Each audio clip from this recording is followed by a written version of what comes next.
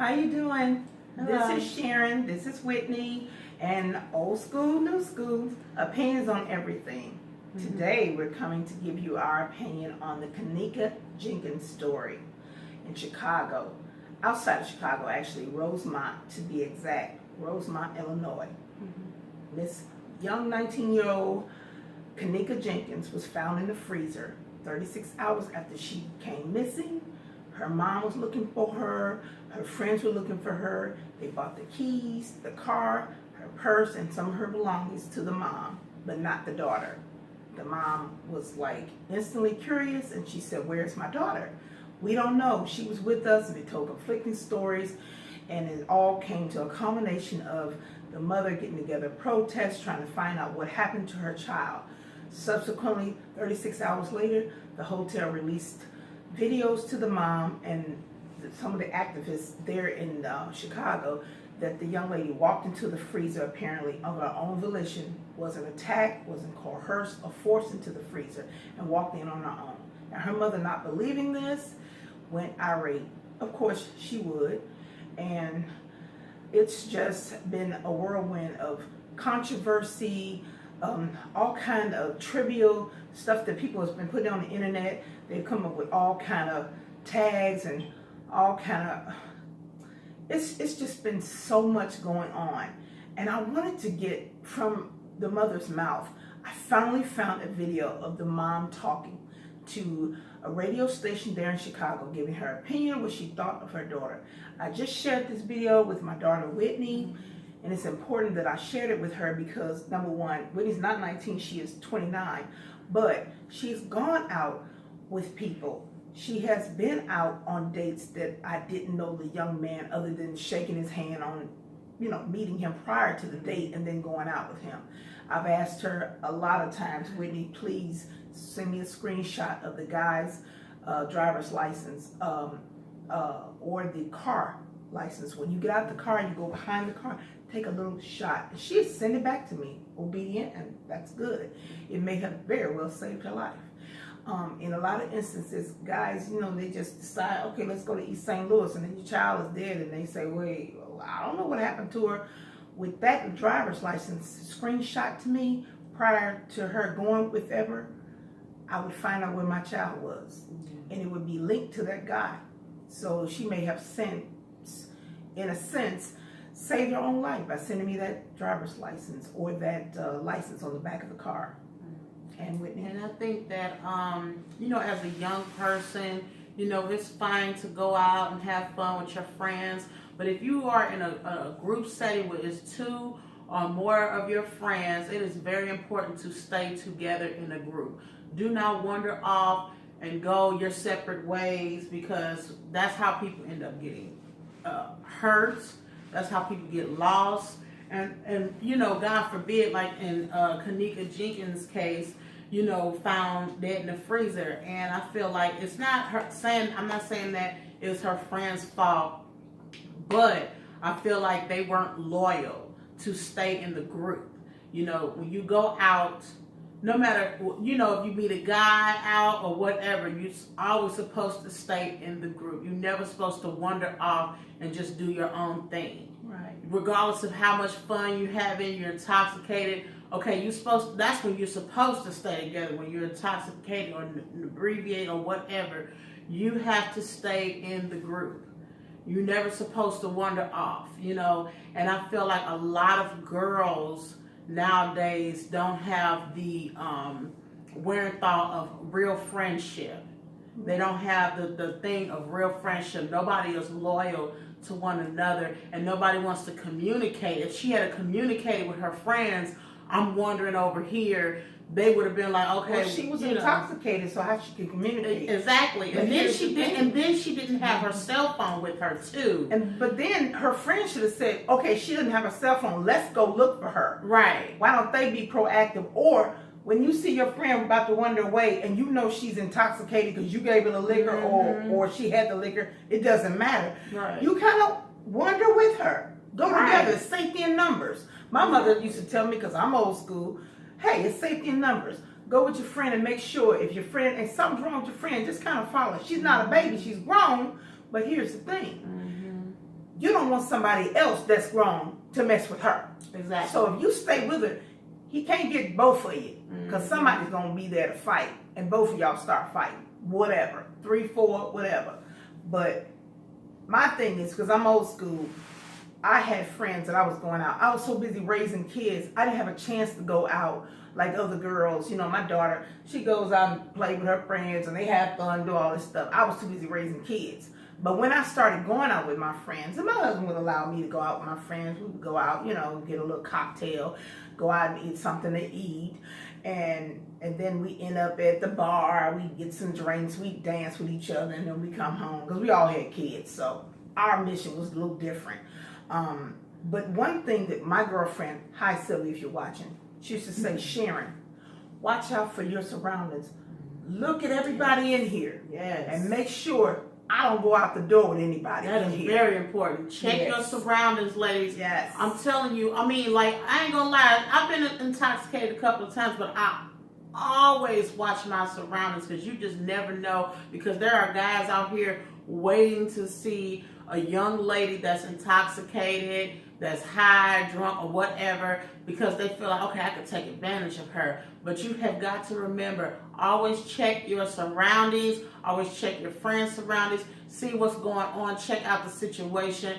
Don't go in it naive, because that's when you get taken advantage of. But the other thing is, don't get intoxicated. Drink at home. Drink at home. On a Saturday night, you're not going out with your friends, drink at home. Get you a glass of wine. I often have a glass of wine. Me and my husband, we just kick it in the house, you know. It's such a thing as doing that at home. It'll save your life. When you go out, you don't know who your friend is. You don't know why they would do the things they do. Obviously, this is doing because they were jealous of her. That's what I heard. That's one of the theories, conspiracy theories that I heard. And there was another conspiracy theory that she was put in the freezer for to get her organs, some organ situation. Her organs were intact. Her organs was intact. It was a lot of conspiracy theories that was going on. But when we heard the mother finally speak and share her piece about the situation and how she tried to communicate with the police officers and the detectives and how they acted towards her, we got more insight about what happened. They actually had an attitude with the mom. And they were worrying about how she was speaking, saying that she was a hoodie and she was, you know, hood. That makes no difference. It doesn't matter. If you lose your daughter and you make millions of dollars a week, okay, there are people like that. If you lose your child, I don't care what income bracket you fall under, you have lost your child, your baby, your 19-year-old. And I don't care what nobody say. 19 is a baby. That's a baby to her. That's a baby to me. And if you lost your baby, your loved one, I don't care how I would react. Don't get online and talk about how I acted ghetto and I didn't cry at the scene. I wouldn't have cried either. All these, no intent to be harmful here. I'm going to say this. All those white Anglo-Saxon cops standing around, they have seen my child naked in a state of undress. They seen her in a freezer. They picked her up. They took her clothes off. They embalmed her. They did whatever. They have seen my child in her raw state before I seen my child dead. Everybody then picked over the evidence and looked at my child. And now they got her in a white body bag. And they're saying, okay, look at your child. I wouldn't have went up there either. I wouldn't have felt comfortable going up there to identify my child either. Saying she held back. I would have held back too. You got all these white cops. And it can be so intimidating to look at your child dead, knowing that everybody's seen your child in a state of rawness. You haven't seen your child like that. In 19 years of knowing her, and they've all known her in a most intimate, upsetting, forbidden way. How could you look at her and go, oh, I'm so upset? No, you got to hold your composure. Yes. She did what she had to do. And I would have did the same thing. I'm sorry, I'm upset. But here's the thing. I've got 2 daughters, 2 and a son. I don't care if they're not 19. I don't care if they're 29 and 28. And next month, 28. My daughter can be 28. Whitney's be 30 in February. If that happened to them, I would be beside myself. I'm a different lady. She's different from me. But here is the thing. You still, at the end of the day, have lost your baby. Right. There's no way, no rhyme or reason how I'm supposed to be critiqued on how I'm supposed to react. The period, point blank, is my child is gone. My baby's not here. Yes. Somebody Somebody need to find out the answers to what happened to this child and get off of the mom. It's not the mother's fault. And as a mother, I can tell you, I'm tired of being blamed every time something happens to your child. Everybody blames the mom. It's not our fault. We have taught our children, you stay together. You be a good friend. You be a good mom. You be a good student. You have a good job and you work that job and you do it to the best of your ability. We preach from the time they're little bitty babies in our arms to the time they're fully grown. And I can tell you this, my heart goes out to Tesease Martin and Kenneka Jenkin'S. They have been through the most horrific few months of their lives. The woman had a full mastectomy, breast cancer. She had to have both her breasts removed prior to her daughter being found dead. And this is what she has to deal with, and people are critiquing her. Tesease Martin, this goes out to you. My heart goes out to you. And my heart goes out to you too. Dealing with that situation, losing your child at a very young age in such a horrific way that she was been out of there. No one has any answer. No one has any evidence. No one wanted to find and search any evidence. Nobody actually, I feel like nobody actually did their job. And then they closed the case. In other words, case over. Case Where's closed. the love? Where's the love? Where is it? Where's the love? It's nowhere in this case. And I don't respect how they treated this mother. I am a mom and I'm standing up for you, girl. I'm standing up for you, Tesease. You fight. You lost your child. But now they owe you. They owe you. They have disrespected you. They have mistreated you. And they have tossed you to the side. It's not fair. What has happened to your child is not fair. And if it was me, I'd be distraught. She's holding together. My heart goes out to that lady. She lost her child in the worst way.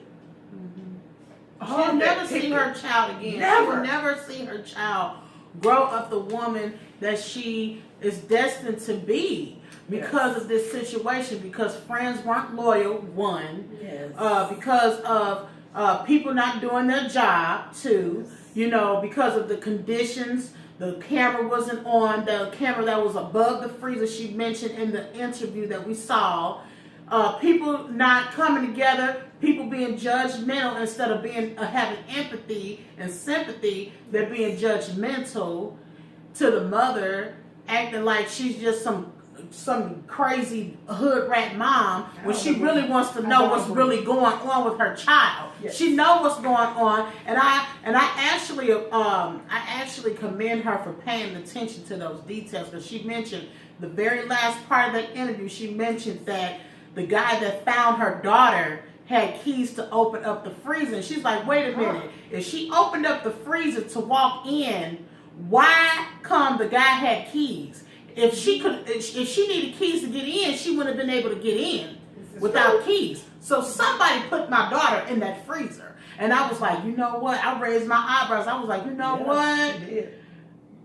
That got me questioning too. Okay, if you need keys to get in the freezer, how the heck did you get in the dang old freezer without keys? Well, with the camera being dismantled, and I feel like something is going on. Yeah, something is not right. They're so quick to close this case. And the mom was just sitting back like, okay, I can't be emotional right now. I can't be emotional right now. I commend her for that, because I'm emotional for her. She has to pay attention to the details, and I'm kind of glad she wasn't like, oh my baby, the typical black mother response is what they were looking for, I felt like. And then when she didn't give them that, it was like they kind of just tossed her to the side. But she's like, wait a minute, I found out a detail in the case that y'all didn't pay attention to, but I paid attention to it because this is my child. And she paid attention to that detail, and I got my brows looking like, now that is a good one. That had my brow go up, because I'm like, okay, if she went in there and somebody that found her had to unlock the freezer, somebody in that hotel, somebody that works there, lured that girl in there, or showed her some kind of way. Yes. Put that girl in the freezer, because I noticed she mentioned too that the police, the cops, did not take any fingerprints. Yes. They refused to take fingerprints of them. They didn't refuse. The daughter asked, and they said no. And I felt like maybe if the mother had asked, because I feel like sometimes, well, it was after the body that was removed. But I feel like sometimes people don't respect people when they are young. Yeah. They look at age and they're like, oh, I don't want to pay attention. I'm not going to respect you because you're young. Or if you're old. Yeah. Sometimes I get that too, but you know what? It doesn't matter. And let me just tell you one thing. With Kenneka Jenkin'S, I don't care how a woman is dressed. Mm-hmm. I don't care if she has a bra top on. I don't care if she's got a turtleneck and is up to here. You should never put your hands on her. You should never think anything negative about her, because that's your state of dress, okay? That's what you got on. It doesn't mean something should happen to you sexually wise, because that's not fair. You're making assumptions that she was good and ready and waiting on it. No. This is how young ladies dress. And that'll get you in trouble. But it shouldn't nothing happen to you because you're dressed like that. Don't get it twisted. If a lady has on a bra top, she's got it on for her, not for you. You young perverts out there. I'm not saying that we're talking to perverts here, but I am saying that you got to think about it like this. It's a fashion choice. It's not a choice to have something happen to you that would bring you down for the rest of your life. You'll have to have therapy for the rest of your life. You have to have medical treatment for most of your life. And it's something that can affect you psychologically. Having children, getting married, having relationships, it will always indelibly be etched in your brain that this sexual act took place against your will. Yeah. And you don't deserve that. So wear what you want, ladies, but be careful with some of the things that you wear, because it does entice the gentleman who hasn't grown up with a sense of purpose and a sense of that a lady is a lady no matter how she's dressed. Everybody isn't raised properly. I raised my kids in church. My son knows better. My daughters know better. However, if they put on a bra top, I don't want something to happen the one night that they had a Fashion Nova sale and they picked out something a little low cut. That's not fair. It's not right. So I said all that to say this. I thank you for tuning in. I'm sorry for her outburst. We're passionate about this. And I'm sorry for her tears. Yeah, I am too. Baby moment. No. Somebody lost their child. Yes. I have got 3 kids. My heart was thinking about this lady. Yeah. What she must have gone through to lose something she's passed through her body and raised for 19 years. This child is never going to be seen in the physical again. Okay, you got your memories, you got your thoughts and all that. I don't want to hear about the pictures and the slides and the photos. Your baby's no more going to walk through the door that she walked through for 19 years. That's not going to come. And if it does happen, something's wrong, or it's Halloween or a wicked trick. Trust me and believe. Okay, with that being said, this is the end of our video. Tell us what you think. And please like us. Please. And please hit that subscribe button, yes. guys. So every time we put a video up, you get a ring, a ding, and then you know to tune us in and listen to us. Please share it with the world. Love.